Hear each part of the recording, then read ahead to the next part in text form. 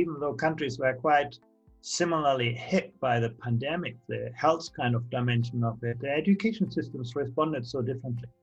Where you did have a lot of frontline capacity, you had a lot of responsibility in classrooms, in schools, where schools were used to actually design their own learning environments, to manage the space, the people, the time, the technology in creative ways. They were very quickly back on their feet.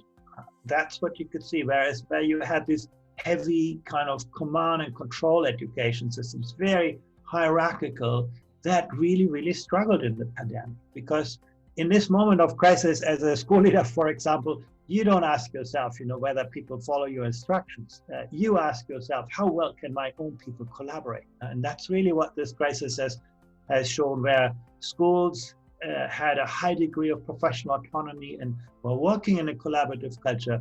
They managed really well. Where schools and school leaders and teachers were not looking upwards in the system, but were looking upwards in the system, they were on managing quite better. Technology has made a huge difference. Like if you could see a remote learning in China, that was very impressive.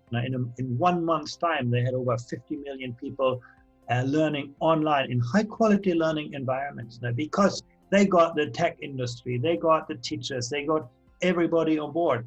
Teachers were used. They spent maybe less time to teach than the teacher in Australia or Europe, but they spend a lot more time as researchers, as designers of learning environments. They spend a lot of more time with their students outside the classroom. So they were used to deal with kind of this frontline responsibilities.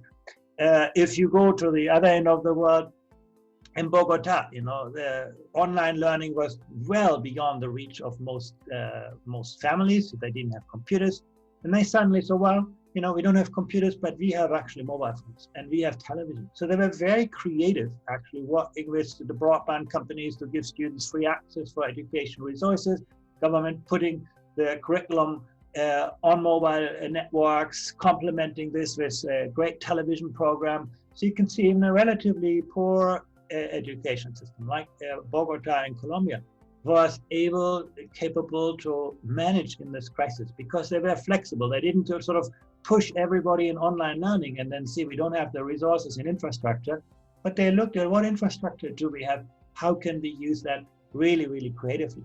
In the Nordic countries in Europe, again, a lot of capacity locally. Some of them were very good at using digital resources, and that pays off in this crisis.